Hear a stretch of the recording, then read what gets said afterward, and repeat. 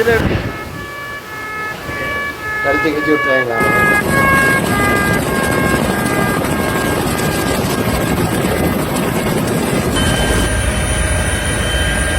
வணக்கம் உறவுகளே, இலங்கையிலிருந்து காணொலி பதிவு செய்து கொண்டிருக்கிறேன். இலங்கையில் மிகவும் பெரிய ஒரு அழிவை ஏற்படுத்திய புயல் என்றால் இந்த டித்வாத் புயலை சொல்லக்கூடிய மாதிரி இருக்கு. பார்த்தீங்கன்னா இலங்கையை விட்டு அகன்றாலும் இந்த புயலின் தாக்கம் வந்து இலங்கையை மிகவும் சேதப்படுத்தி இருக்குன்னு சொல்லக்கூடிய மாதிரி இருக்குது. அதே மாதிரி பொருள் சேதமாக இருந்தாலும் சரி, உயிர் சேதமாக இருந்தாலும் இப்படி நிறைய அழிவுகளை ஏற்படுத்தி இருக்குன்னு சொல்லக்கூடிய மாதிரி இருக்கு. இந்த புயல் இலங்கையை விட்டு கடந்து சென்றாலும் பார்த்தீங்கன்னா இருந்தால் வெள்ளப்பெருக்கள் அதே மாதிரி மழையின் தாக்கங்கள் அதிகமாக தான் இருக்குது. மிக முக்கியமாக பார்த்தீங்கன்னா இருந்தால் இலங்கையை விட்டு கடந்து போட்டது புயல் என்றாலும் தற்போது வேற பார்த்தீங்கன்னா இருந்தால் வெள்ளப்பெருக்குகள் வந்து மிகவும் அதிகமாக இடம்பெற்று கொண்டிருக்கிறது. மிக முக்கியமாக பார்த்தீங்கன்னா கழனியாங்க, அதே மாதிரி பார்த்தீங்கன்னா வடக்க பொறுத்தவரை பார்த்தீங்கன்னா இரணமாடு குளங்கள் எல்லாமே மிகவும் ஒரு வெள்ளப்பெருக்கு கூட ஓடிக்கொண்டிருக்கிறத பார்க்கக்கூடிய மாதிரி இருக்குது. இதே மாதிரி பார்த்தீங்கன்னா தற்போது மூங்கிலாறு என்ற அணைக்கட்டுகளும் வந்து உடைஞ்சிருக்குது. இது வேற இப்போ தற்போது வேற பார்த்தீங்கன்னா இருந்தால் இந்த புயல் காரணமாக, இந்த டித்வாத் புயல் அழிவின் காரணமாக 193 பேர் உயிரிழந்திருக்கணும். அதே மாதிரி 200க்கு மேற்பட்ட மக்கள் வந்து காணாமல் போயினர். இவர்களை வந்து தேடும் பணியில் முப்படையினர் ஈடுபட்டிருக்கணும்னு சொல்லக்கூடிய மாதிரி இருக்கு.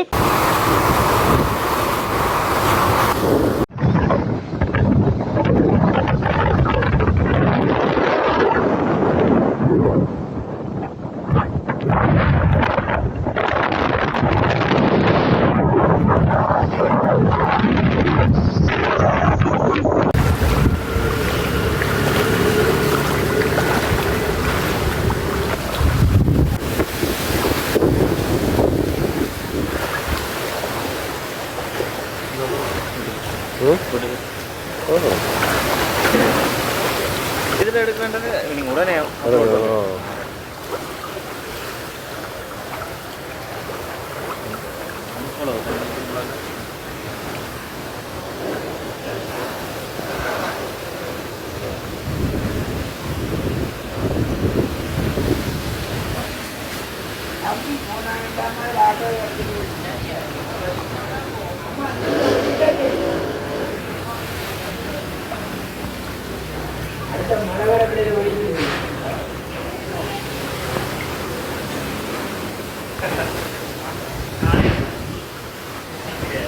கழிச்சு கழிச்சு விட்டுறாங்களா? அவங்கள்ட்ட வேலையில்லைங்க.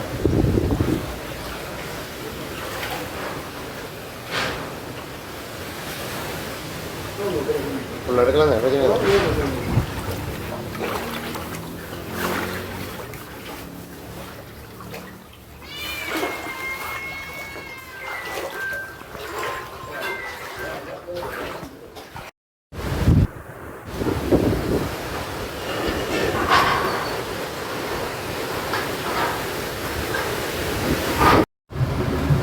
கண்டிப்பாக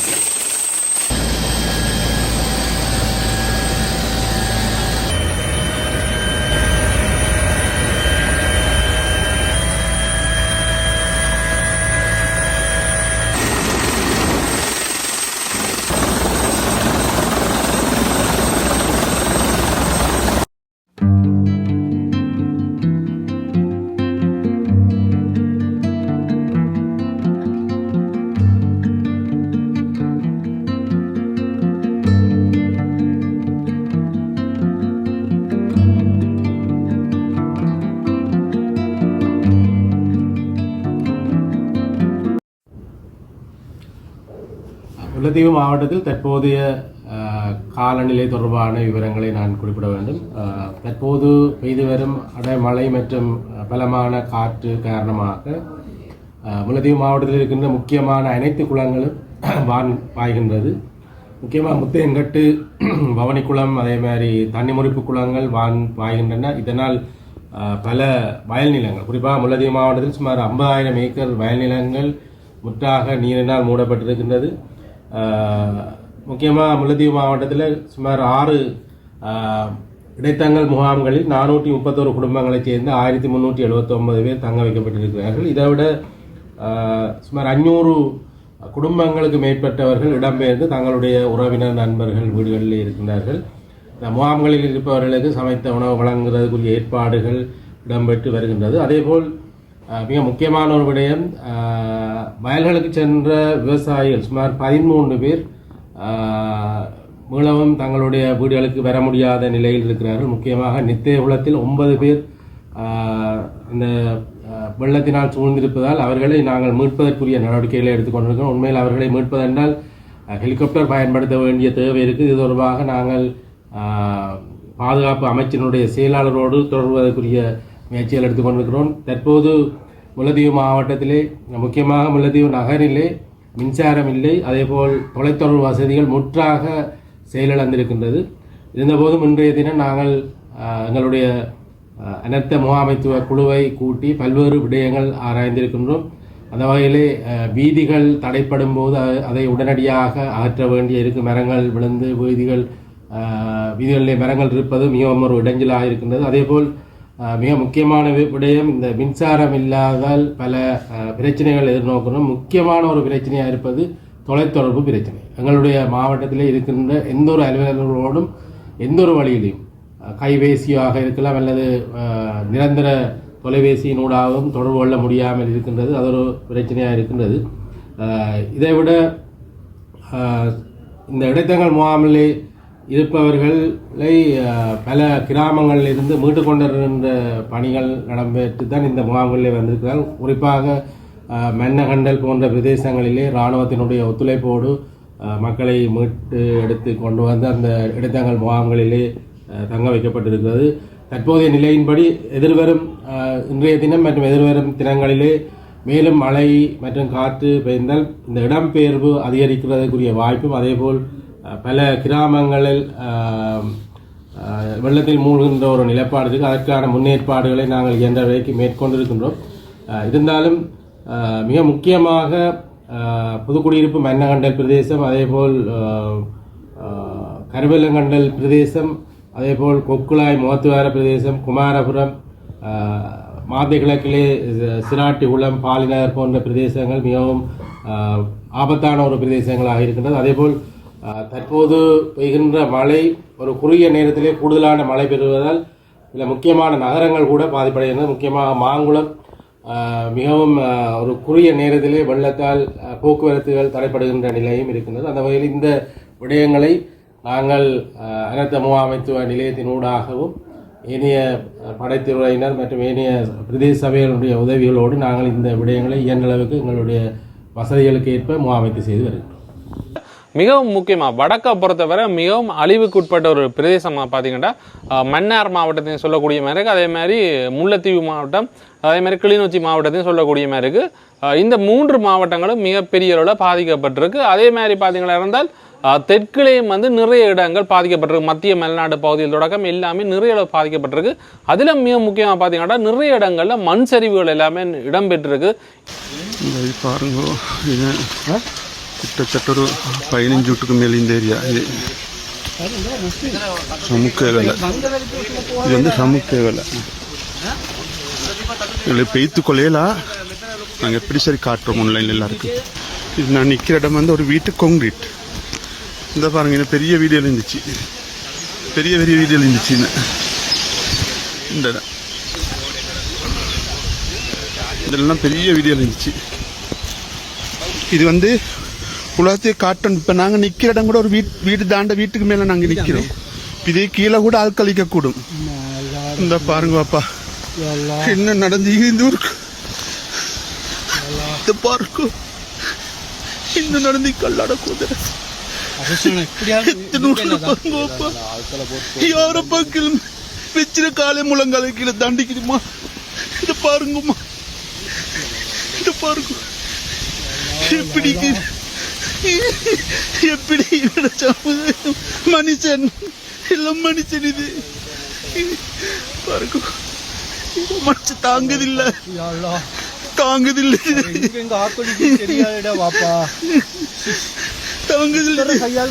இது பாருங்க. நான் நின்றுக்கிறேன் கீழே வீட்டு தங்கியல் பாருங்க இதுதான் மக்கள் நின்றீங்க.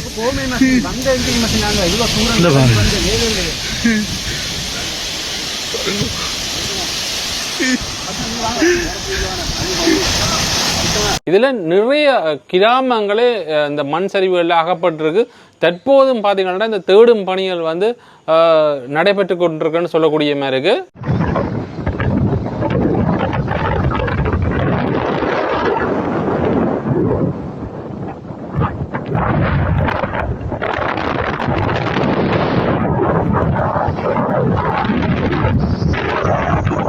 இவ்வாறு பார்த்தீங்களா இருந்தால் மேம்பாலங்கள் அதே மாதிரி வீதிகள் எல்லாமே சேதமடைஞ்சிருக்கு.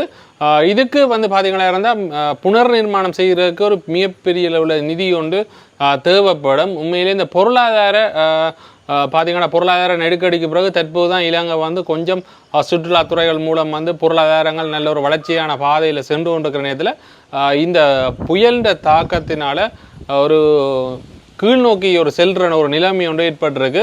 அதை விட பார்த்தீங்களா இருந்தால் இன்றைக்கு மரக்கறியல் நேற்றுன்னு சொல்லியிருந்தேன் பார்த்தீங்கன்னா இன்றைக்கு பார்த்தீங்கன்னா மரக்கறியல் விலை அதிகமாக இருக்குது. அதே மாதிரி இன்னும் சில நாட்களுக்கு இந்த மரக்கறியல் விலை ஒரு மிக அதிகமாகத்தான் இருக்கும். அதே மாதிரி பார்த்தீங்களா இருந்தால் பெட்ரோல் சில இடங்களில் பார்த்தீங்கன்னா பெட்ரோலுக்கு கியூவில் நிற்கிற ஒரு தன்மை காணப்படுது.